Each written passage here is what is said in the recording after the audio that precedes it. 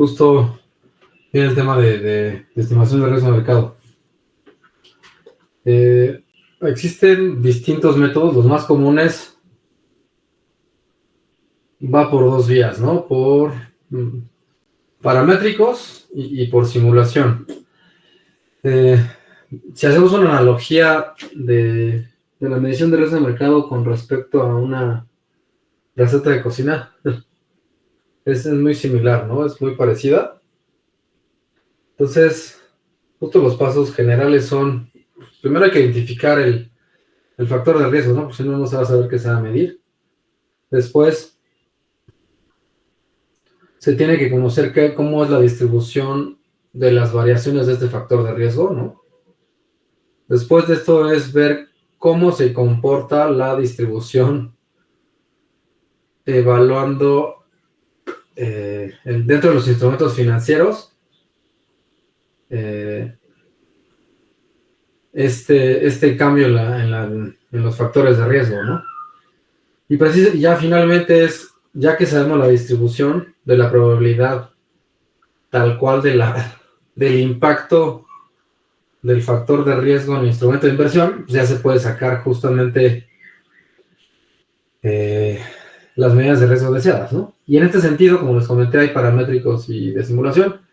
En paramétricos, básicamente es una estimación, bueno, no es una suposición, primero que nada, de cómo se puede expresar analíticamente los cambios cómo se puede expresar analíticamente el portafolio de evaluación dado los cambios en los factores de riesgo, ¿no? Entonces, basado en esa suposición o en esa expresión, se hacen suposiciones de distribución, ¿va? Entonces, por un lado se supone cómo se distribuyen los factores de riesgo y por otro lado se supone cómo se distribuye el portafolio dado esos cambios, ¿no? Y con base en eso se hacen estimaciones. Por otro lado, la simulación, está la simulación histórica y la simulación Monte Carlo. Básicamente lo que hace es que se generan escenarios históricos y se hace simulación con base en esos escenarios históricos. Por un lado, se toma en cuenta el precio actual y después se aplica una simulación de ese precio con base en los escenarios históricos, ¿no? Y con Monte Carlo, con base en una matriz de varianza covarianza, una matriz de correlaciones, se simula las variaciones del precio y después se simula el precio, ¿no? La diferencia es que con componentes principales se simula una fracción, bueno, se simula pues un conjunto de menor dimensión de todos los factores de riesgo. Y con Cholesky sí se simulan todos la dimensión de los factores de riesgo, ¿no? El método de simulación histórica, viéndolo como muy, muy puntualmente y intentando ponerle nombre y apellido a cada elemento, ¿no? Justo identificación de elementos de esta parte es, por un lado, pues hay que identificar los factores de riesgo que llamamos como X mayúscula, ¿no? Estos tienen M factores de riesgo y N más 1 observaciones, ¿no? Entonces, básicamente es una matriz, ¿no? De factores de riesgo. Por otro lado, también necesitamos definir el vector actual, que definimos como X00, ¿no? Y además necesitamos, bueno, suponemos que tenemos R instrumentos de un portafolio, ¿no? Vamos a tener varios instrumentos, swaps, forwards, opciones, bonos, bondes, CETES, opciones de tasa de interés, cross currency swaps, etc. Y bueno, suponemos que cada uno de ellos tiene de factores de riesgo los del conjunto A subíndice I, que a su vez es su conjunto de X y, ¿no? Porque pertenece al conjunto de factores de riesgo. Entonces, ya que se tiene esa parte, pues se necesita un vector de posiciones nominales, ¿no? De inversión, justamente de dimensión R, ¿no? Si son R instrumentos financieros, tienen que tener al menos R posiciones de inversión, ¿no? Después, pues viene la receta de cocina bien fácil, ¿no? Yo te vamos a dar un ejemplo. Paso 1, pues ya que identificamos, ¿no? Los factores de riesgo, que digamos que puede ser el paso 0. En el paso 1 calculamos la matriz de diferencias, ¿no? Esta matriz de diferencias básicamente depende de cómo queramos medirla, si puede ser por una medida totalmente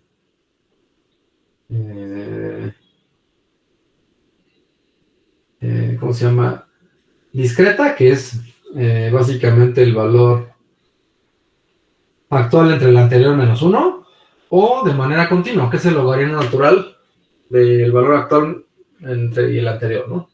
Aquí no necesariamente tiene que ser t más 1, puede ser t más tau, ¿no? En la historia. Y justo ver ese brinco, ¿no? Ya que se tiene justo esta matriz de variaciones, se construye el vector de precios, ¿no? De simulación de precios. Entonces, en este vector de simulación de precios, se hace tal cual, es la multiplicación de x00, ¿no? Por la inversa de los escenarios. Digamos que siempre queda fijo el vector actual, que es el x00, y varía, depende en qué escenario estemos parados, ¿no? Entonces, digamos que agarramos el precio más reciente y le aplicamos la inversa de las variaciones de todos los escenarios, ¿no? Entonces tenemos X asterisco, que es la simulación de todos los precios, y después la aplicamos, o sea, hacemos la evaluación del portafolio, ¿no? Aquí generamos YT, justamente la evaluación del portafolio. En este caso es la posición 1 evaluada en el instrumento financiero 1, ¿no? La posición 2 por el instrumento financiero hasta la, ¿no? Entonces, de dimensión R. Entonces sigue siendo, perdón, de dimensión M, ¿va? 4, finalmente sacamos la diferencia de los instrumentos financieros y a la evaluación del portafolio simulado, menos el valor actual, ¿no? Del precio actual, la posición actual, ¿no? Entonces se nos genera un vector de pérdidas y ganancias a distintos niveles. En este caso, como es a nivel R, pues esto es una dimensión, bueno, un vector de dimensión R. ¿Qué se puede agregar, no? Pues a nivel fila, para saber la pérdida y ganancia del escenario, o a nivel incluso factor de riesgo, ¿no? Supongamos que los primeros 3 instrumentos financieros son opciones, pues sacamos la agregación a nivel de las opciones, ¿no? Y finalmente obtenemos una medida de riesgo, ¿no? Basada en el resultado de 4, que es el delta de XY. Perdón, el delta de Y, ¿no? Básicamente son estos 5 pasos, ¿no? El método finalizado básicamente tiene que ver con que cada escenario pesa 1 entre n, ¿no? Tiene la probabilidad de ocurrencia 1 entre n, ¿no? Entonces aquí se pueden sacar problemas aritméticos, cuantiles, sin temas.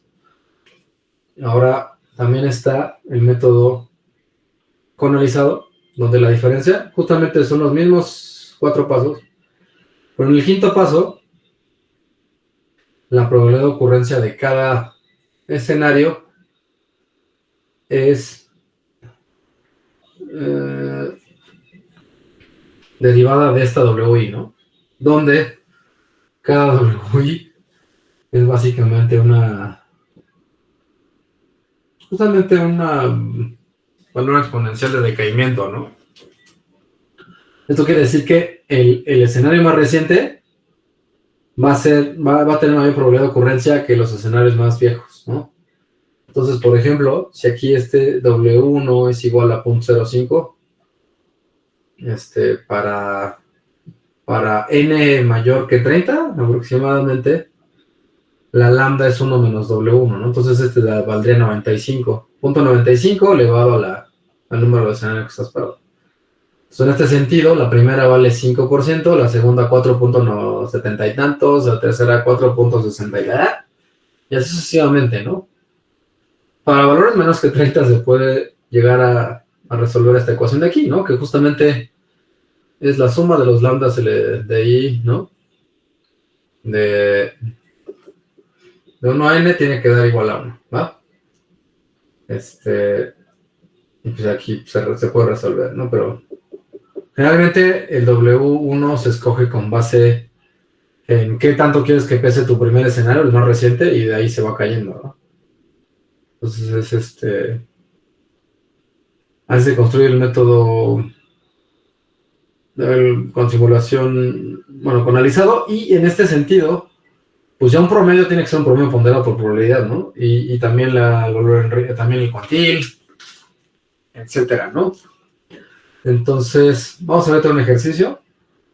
Les voy a mostrar, denme un segundo porque me mandaron un mensaje.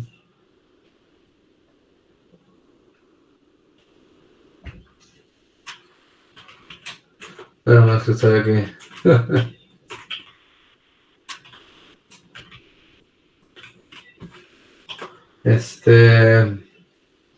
A ver, no sé qué ya les había subido este pinche Excelaxo. Ay, güey.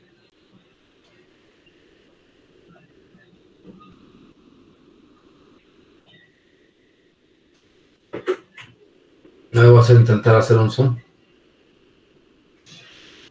Vamos a darle al 100. Ahí está. Vamos a aquí darle un view. Un zoom 125. Ahí está. ¿No? Ok. A ver. Hemos nosotros definido, ¿no? Justo en la teoría, cosas muy, muy básicas de parámetros bien básicos, ¿no?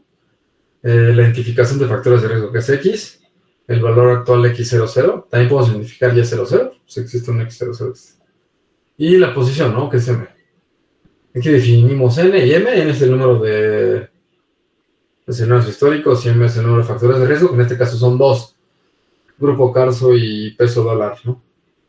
Entonces, aquí dibujamos el paso, ¿no? El paso 0, pues identificación de riesgo. Paso 1, variación diaria, ¿no? De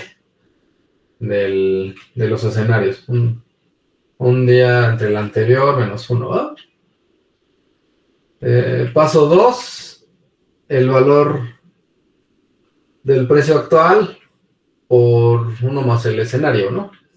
Si se fijan, siempre se queda fijo y se mueve solo el escenario, ¿va? Este es un Excel, aquí se puede ver medio claro, medio gráfico, ¿no? Paso 3, justamente hay inversión de 500 por el nuevo precio simulado, ¿va? Si me paro acá, igual el precio de 500 por el precio simulado. Paso 4, pérdidas y ganancias. El valor simulado menos el actual, ¿no? Valor simulado menos el actual. Y paso 5. Aquí hay 2 maneras de verlo, ¿no? Por un lado, podemos sacar el cuantil. Por un lado, podemos sacar el cuantil del escenario de precios y ganancias, ¿no? Campechanamente. Y nos da este valor, ¿no? Es el valor en riesgo a nivel 98%. Aquí algo importante a mencionar es que pues, los valores en riesgo no se suman, ¿no? Quien lo sume tiene 0, ¿no? Es como en la clase de probabilidad, güey. Quien me ponga la probabilidad mayor que 1, no mames, lo que no entra a mi clase nunca en la vida. Bueno, aquí el valor en riesgo no se suma. O sea, no. Nunca. No, nunca mente. Pues no es una medida lineal, ¿no? O sea, y bueno, no se suma. O sea, finalmente, no. A menos que sea independiente. No. Entonces, se fijan aquí. Obviamente es mucho menos volátil el tipo de cambio, bueno, o sea, lo que lo estamos viendo. Y en global es menor, ¿no? Incluso al de grupo Carso. Y bueno, obviamente el CIBAR es básicamente el promedio que es menor a las pérdidas, ¿no?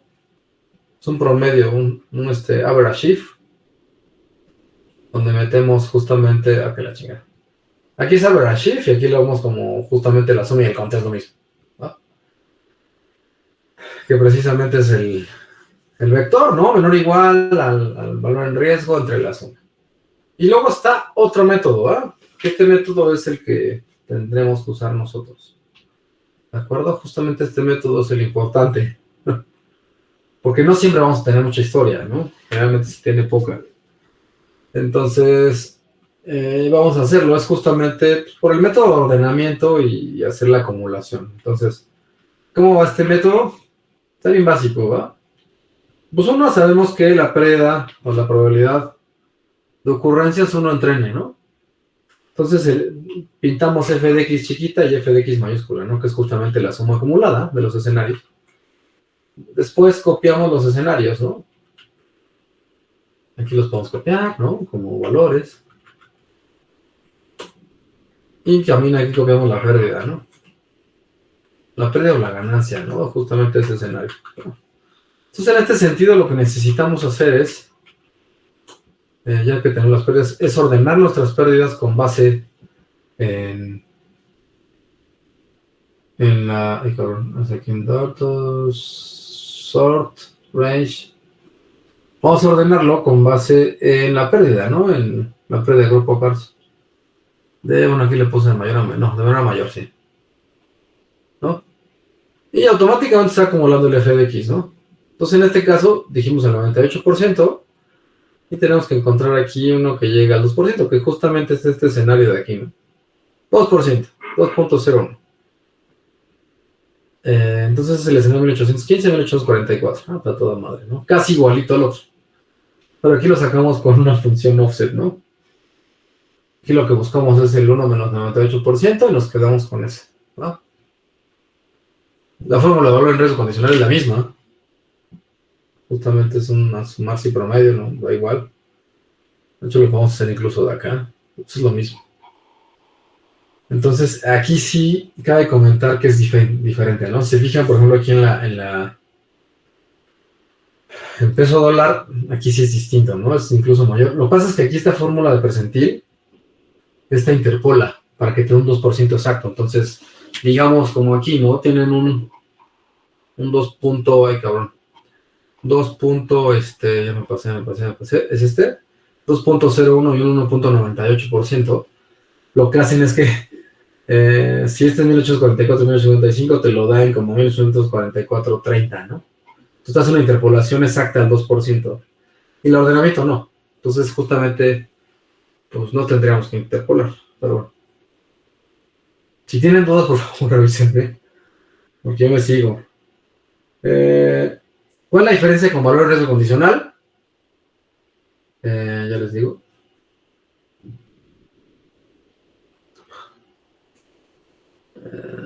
Dame.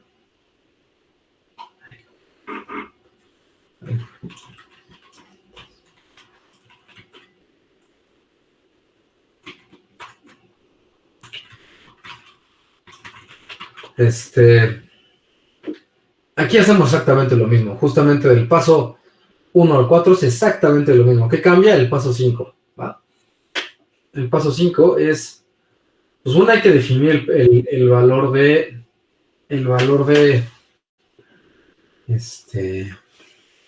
de los pesos, ¿no? Entonces, por un lado hay que definir W1 y 95%.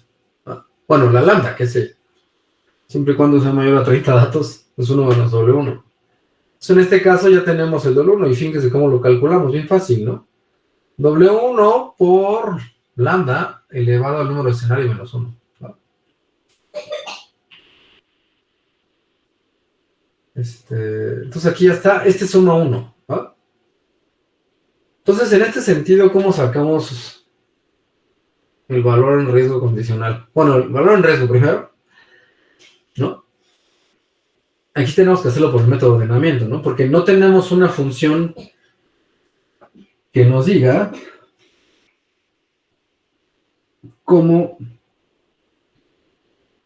pues sí, tal cual como un percentil con base en una probabilidad de ocurrencia, ¿no? Entonces, en este sentido, yo siempre dejo una tarea aquí, donde precisamente, bueno, vamos a empezar a copiar, ¿no? A ver, ya les digo, yo ahorita les digo de qué va esta tarea que nunca nadie me ha entregado. Puta madre, llevo creo que 12 o 13 años de profesor y nadie la ha hecho nunca, no sé si por hueva o... Pero bueno, esto te les digo cuál es. Aquí obviamente hay que copiar primero la probabilidad de ocurrencia de cada escenario. Hay que copiar los escenarios, ¿no? Ordenaditos. Chingada.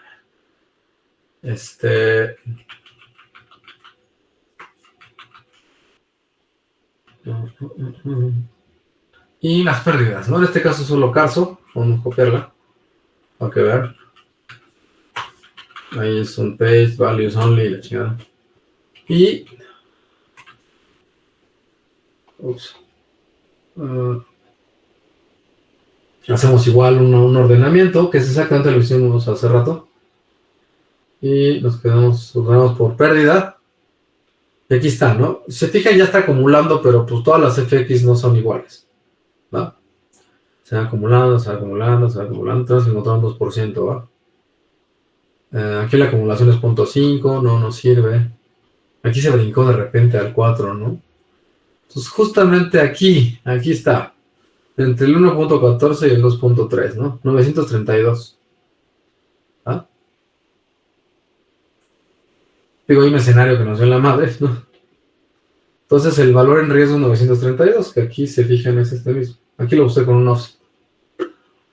¿De qué va justo la tarea que nunca me había entregado? Sin crear una función que le metamos la probabilidad de ocurrencia, ¿no? Bueno, que le metamos las pérdidas asociadas a una probabilidad de ocurrencia y que nos pueda sacar un cuantil, ¿no? Muy similar a este. Sin interpolar. Únicamente que ordene, como aquí, y te saque cuál es el valor en riesgo asociado al nivel de probabilidad de acumulación, ¿no? Ya está. Ya te con ChatGPT, la verdad es que... la verdad es que lo puedo hacer, pero pues no, o sea, estaría chido que alguien de ustedes lo hiciera. Y bueno, ese siempre doy 2 puntos y es individual, ¿no? Obviamente aquí me lo entrego primero. Ya está. Ok, entonces ya quedó grabado. Y a ver si en 5 años no aparece igual, puta, nadie me ha entregado mi madre. Ok, entonces, digamos que por aquí va el tiro, ¿no? De simulación histórica. Ahora,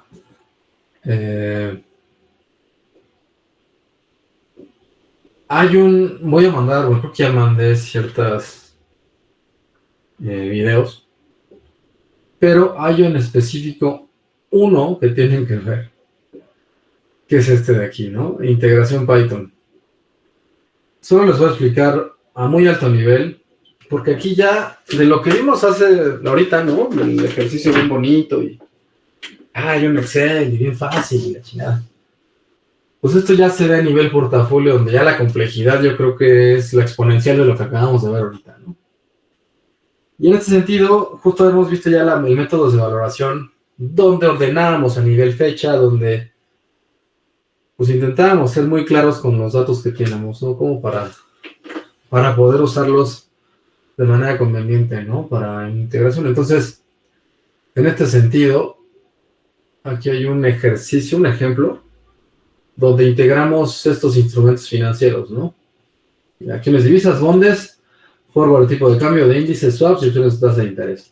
Aquí no metemos bonos ni CETES, ¿no? Que ustedes lo pueden hacer en la tarea. Y en realidad es muy sencillo. Justo parte de este ejercicio, pues además de aprenderse el método, porque en realidad el método es sumamente sencillo, creo que un objetivo un poco más profundo es entender todo lo que involucra el método, porque pues el método se puede aplicar pues, en chinga, ¿no? O sea, la verdad es que tampoco es que tenga mucha ciencia, ¿no? Pero el tema es cómo llegamos a aplicar ese método y cómo lo hacemos a nivel portafolio y cómo integramos información y cómo masajeamos todo eso para que nos salga, ya sea por un lado una información marginal, exclusivamente de acciones y divisas, o otra información integrada de todas las tasas de interés. Quiero saber el portafolio y cuánto me representa en riesgo. Entonces, pues en cierta medida, lo que tiene este ejercicio es, obviamente hay que descargar información, que es esta de acá, definir parámetros a evaluar. ¿Se acuerdan que ya hemos visto ejercicios, ¿no? Donde cargamos insumos, para distintos instrumentos financieros, que ustedes ya vimos derivados y por ahí los bonos. Aquí agregué también historia de acciones y divisas que se cargan directamente de Yahoo Finance. Entonces, si se fijan, todo lo que está en arreglo son parámetros de valoración. Entonces, dependiendo de la longitud del arreglo que tengamos, es el número de instrumentos financieros a valorar, ¿va? Entonces, en este caso en bondes vamos a valorar 5 bondes, aquí pues 5 forwards, ¿por qué no? Tasa de tipo de cambio, aquí 3 forwards de índices, aquí 2 swaps, aquí 5 opciones, ¿por qué no? Aquí también 5, bueno, 3 acciones y 3 divisas incluyendo el Bitcoin, ¿va? ¿Por qué no? Estamos a nivel portafolio, ¿no? Entonces, ya que se cargan los datos, se hace la integración de insumos, ¿no? Que justamente yo hace mucho hincapié con ustedes en todo este rollo, ¿no? Bueno, viene carga de datos, que justamente es leer los datos, homologarlos, como ya saben, ¿no? Ya hemos visto, al menos esta parte de acciones no, pero justamente, pues dejamos todos en pesos mexicanos en caso de que estén en términos de dólares. Para el tema de bonos y tasas de interés, todo este rollo, cargamos la información, reconocemos los nodos y formateamos la fecha, ¿no? Esto sí lo hemos visto y pues ya lo conocen y ahí está el detalle, ¿no? Después viene la integración de insumos, que básicamente es pues quedarnos con la misma fecha de todos los factores de riesgo, ¿no? Justamente si queremos hacer un análisis a nivel portafolio, tenemos que hacer eso. Si no, pues nada más tenemos haciéndolo al güey. ¿Va? Entonces aquí integramos todos nuestros factores de riesgo, de tal manera que nos quedemos con una matriz ya sin la fecha y que esté ordenada para que sea más fácil nosotros hacer el procesamiento. ¿Va? Aquí viene incluso, aquí detallamos cuáles son los factores de riesgo de acciones, de CETES, de forwards, etcétera, ¿no? Después ya viene justamente la valoración, ¿no? Todavía no hacemos simulación histórica, sino que únicamente hacemos valoración. En este caso definimos cuántos factores de riesgo tenemos de acciones y divisas y justamente hacemos la valoración, ¿no? Decimos, ahí sabes que esta es mi posición actual, ¿no? Son mis precios, mis valores actuales de los factores de riesgo y esta es mi posición actual, ¿no? En bondes es exactamente lo mismo, acuérdense que en bondes sí hay que ser un poquito más de desmadre, pero sacamos la valoración e integramos los factores de riesgo en una matriz. No, aquí incluso por haber ordenado previamente a la nivel fecha, podemos aplicar un H-Stack, ¿no? Como ejemplo. H-Stack es como Legos, agarras tu tabla, ¿no? De un chingo de columnas y la pegas a un lado, ¿no? De manera horizontal. Entonces aquí justamente agarramos el H-Stack de tasa cupón, de bondes, de valor presente de bondes y de sobretasa, ¿no? El forward tipo de cambio igual, hacemos justamente interpolación y evaluación, ¿no? Aquí está la función de valoración y todo el rollo. En forward de índices también. En swaps, que es muy similar a bondes, ya lo habíamos visto. También, ¿no? Y también justo juntamos los factores de riesgo. Opción de tasa de interés. Ese sí, no sé si lo vimos, pero también, pues aquí definimos la valoración, dependiendo si es continua o discreta, ¿no? Y integramos todos los factores de riesgo, ¿no? También hacemos justo esa parte.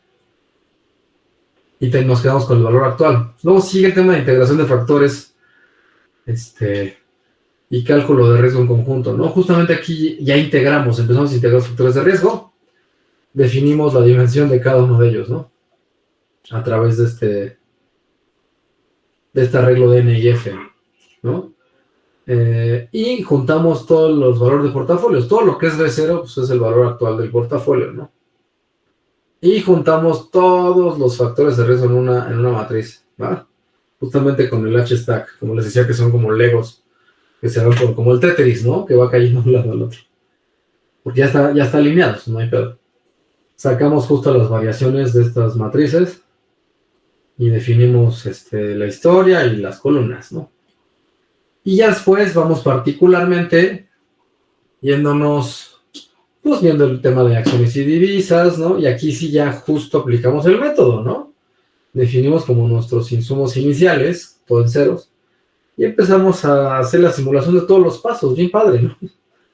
Simulación de precios, aplicación del factor de riesgo, ¿no? Separación por factor de riesgo, variación de pérdidas y ganancias, variación de pérdidas y ganancias solo de divisas, solo de acciones y de totales.